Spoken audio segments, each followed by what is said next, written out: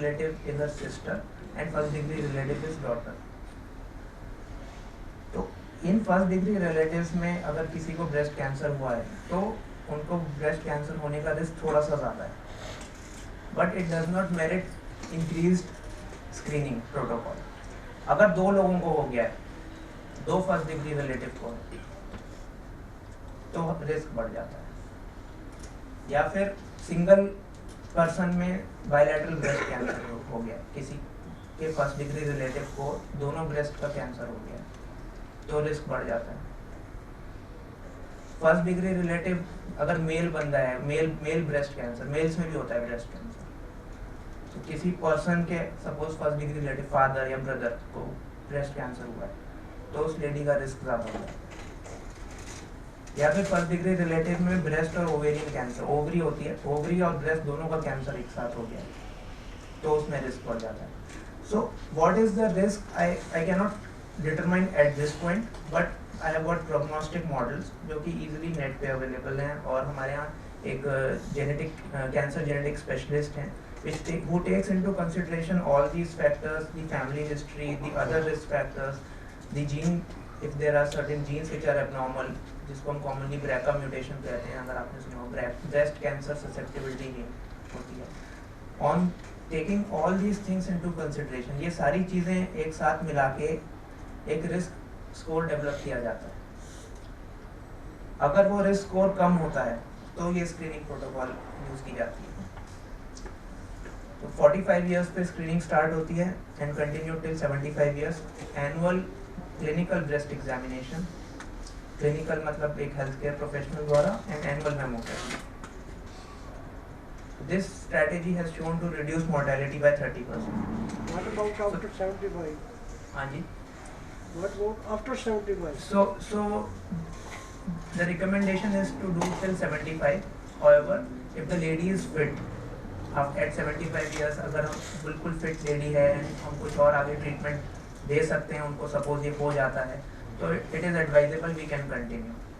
पर जितनी भी स्टडीज़ स्क्रीनिंग से रिलेटेड हुई हैं उसमें 75 कट ऑफ रखा गया है, तो उसके आगे की रिकमेंडेशन नहीं है, पर इंडिविजुअलाइज्ड डिसीजन लेना चाहिए. उस पर्सन को देखते हुए इंडिविजुअलाइज्ड डिसीजन लेना. What about male?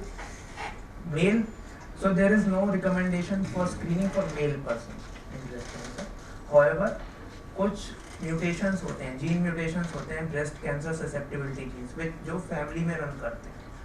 तो if I talk about female breast cancer patients, approximately 5% will have mutations involving the breast cancer susceptibility gene.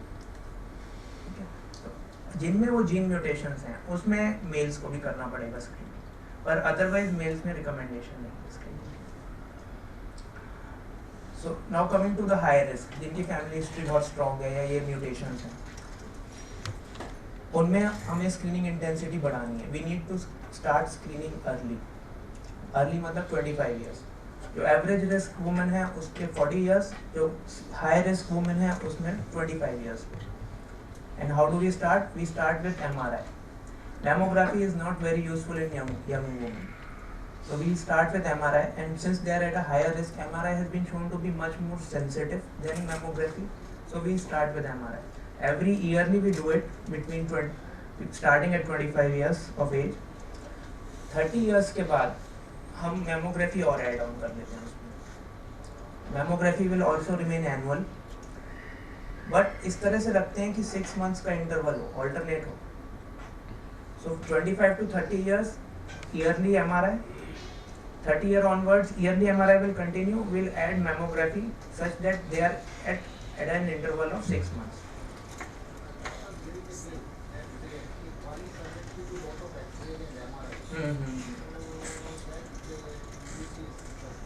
Okay.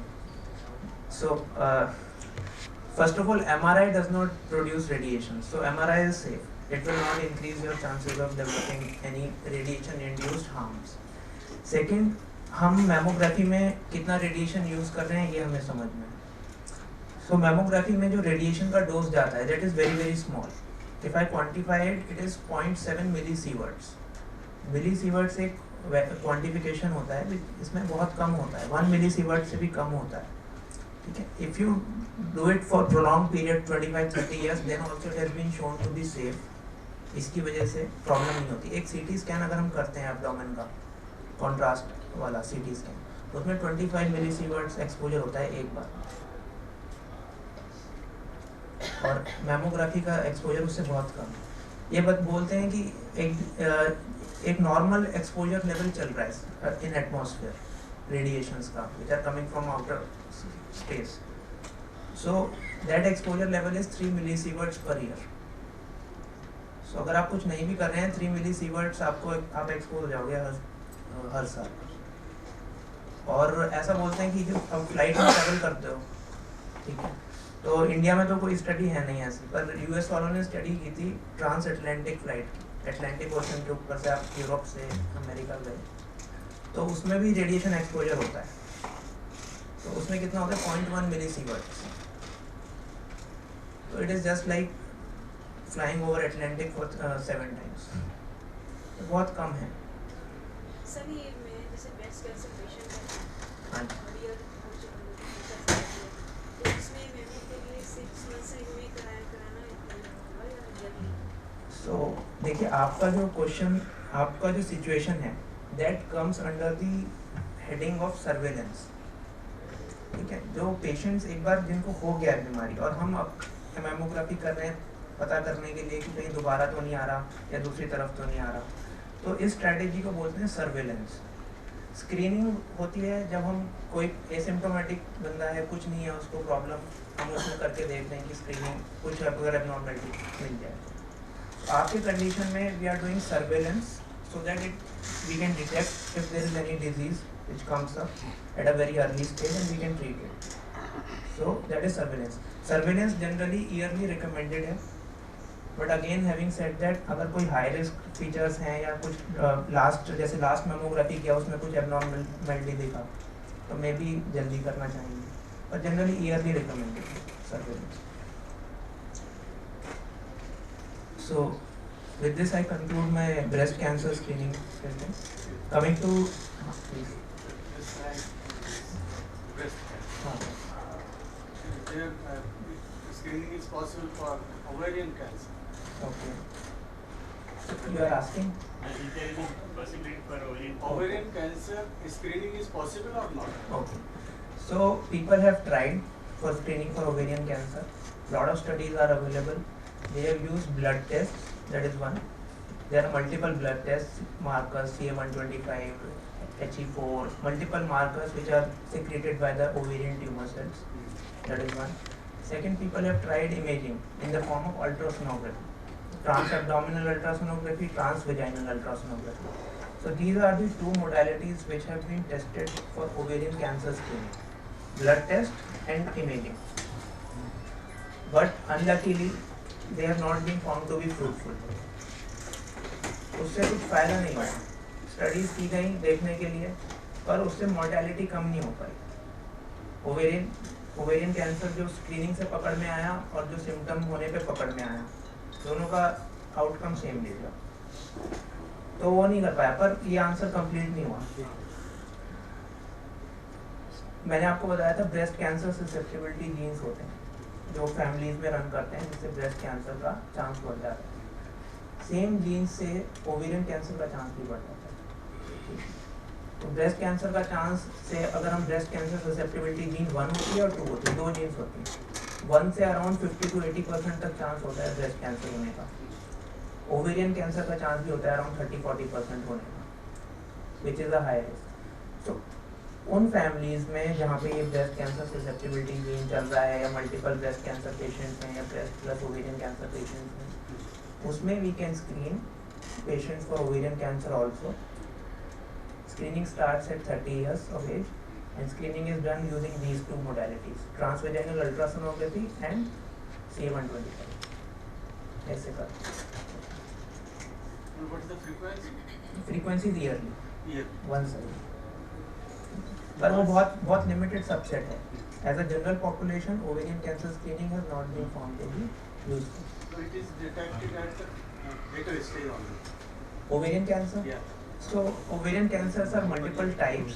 The most common type, which is called as epithelial ovarian cancer, is usually detected at a later stage, 70% stage 3, stage 4. This only the method of CA1225 you can assess, or there is another method also of screening. My wife, she was admitted, and from CA125 it was just detected. They told us that there is a cancer. But after, you see, they could not find exactly, it is possibly. And then they say it is primarily unknown sort of cancer is there.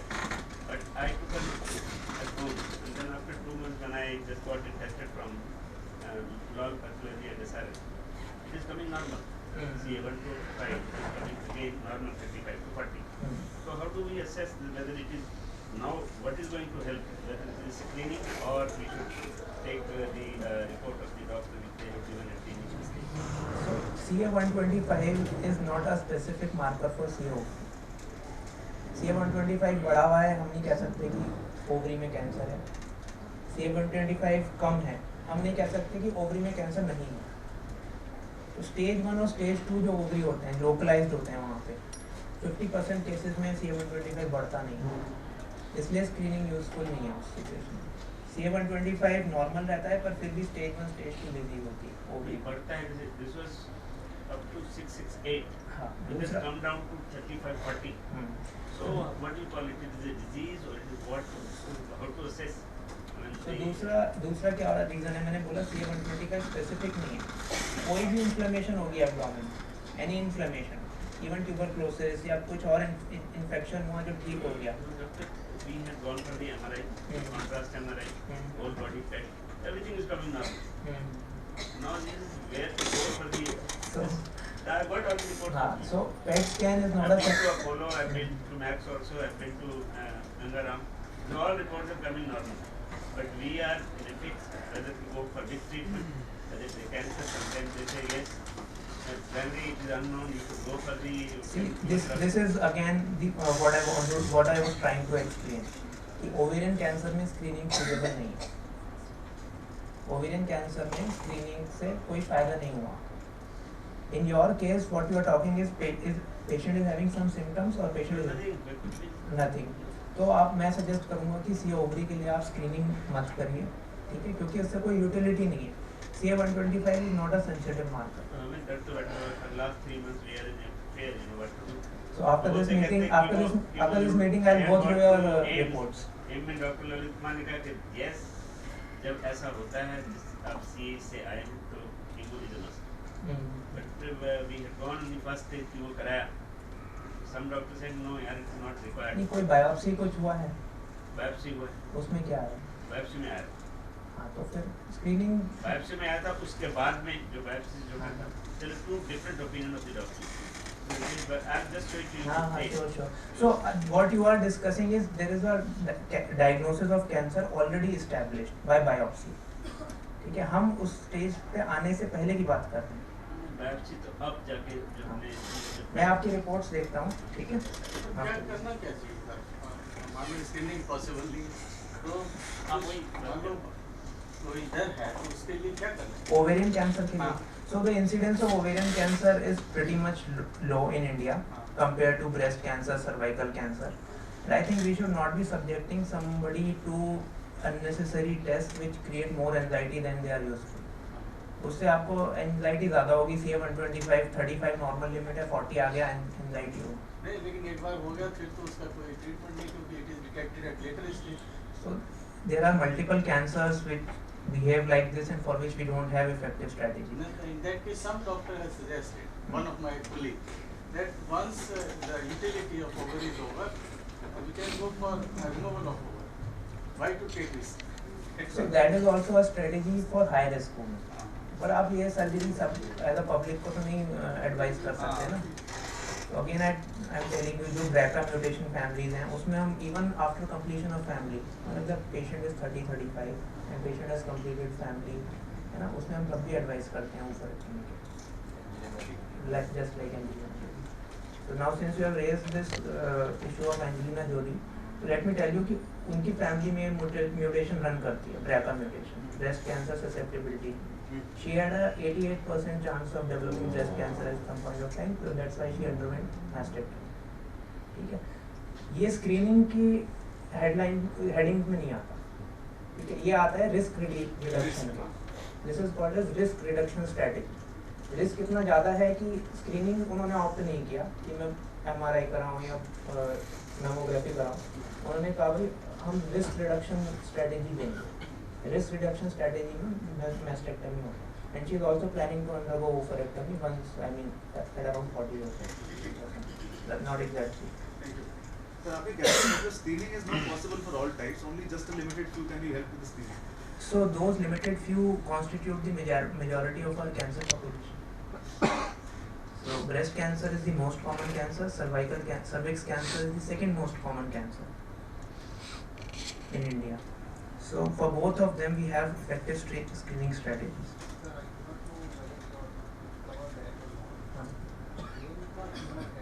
हाँ.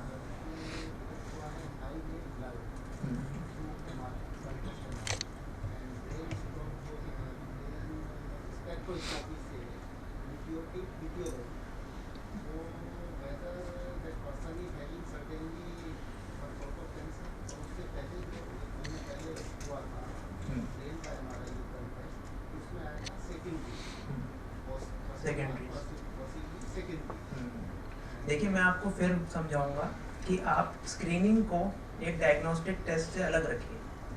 Screening हम उसमें करते हैं जिसको कोई symptoms नहीं है. आपके पेशेंट में जिसका MRI हुआ होगा ब्रेन ट्यूमर के लिए, उसको ऑब्वियसली कोई सिम्टम हुआ होगा तभी ब्रेन का MRI किया गया.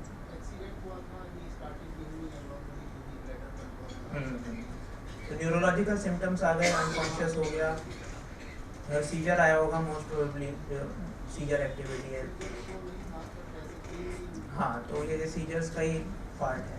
तो ये सिम्टम्स आ गए. अब हम जो इन्वेस्टिगेशन कर रहे हैं वो उसको डायग्नोज करने के लिए कर रहे हैं. Screening is limited to a normal individual who does not have symptoms. और ब्रेन कैंसर के लिए स्क्रीनिंग नहीं होता है. Cancer cervix. So coming to the epidemiology in India, nearly 1,20,000 more than that women develop CS cervix every year, and it is expected that it will rise further in next 15 years or so. Now the problem we have is nearly 70,000 of those women die. So the situation is same here. 1 in every 2 women who develop cervical cancer die. Now is it possible to screen for CS cervix? हमने देखा कि कोई भी disease जो slow progress कर रही है हम उसको पकड़ सकते हैं टाइम रहते रहते. How much time does CS cervix give us? 1 year, 2 year, 5 years, 10 years, 15 years, 20 years. So it gives us 20 years time typical. Slow progress कर रहा है, वो बता रहा है कि मैं हूँ, आप मुझे पकड़ो. कैसे? So CS cervix is associated with one infection. आपने सुना होगा human papilloma virus infection, HPV infection. Normally this is just like another viral infection. It is transmitted through sexual contact, and in more than 90% of the cases it resolves on its own. Body की immunity इसको खत्म कर देती है. सिर्फ 10% cases में वो persist करता है at 1 year, और एक minimal abnormality हो जाती है cervix में. सर्विक्स आप में समझ रहे हैं, अगर किसी को सर्विक्स टर्म से कोई क्वेश्चंस हैं तो पूछ सकते हैं. Cervix is that part which is the lower part of a uterus और वूम. तो वहाँ पे कैंसर डेवलप हो जाता है, उसको CS सर्विक्स बोलते हैं. सो इस फिगर में देखेंगे हम, ये नॉर्मल सर्विक्स है.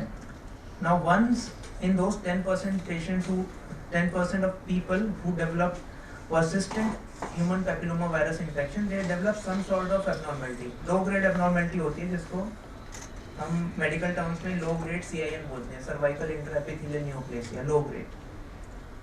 ये abnormality हो गई है, ये भी 90% टाइम से रिवर्ट्स बैक टू नॉर्मल. यहाँ से वापस यहाँ चले जाते हैं. सिर्फ 10% के, इसके भी 10% केसेस में it develops into a high grade abnormality. Now both these things, both these entities are not cancer. This is cervical intraepithelial neoplasia. These are pre-cancerous stains. Cancer develop होने के पहले की स्टेज में. Out of these who develop high grade precancerous lesion, a fraction will develop cancer.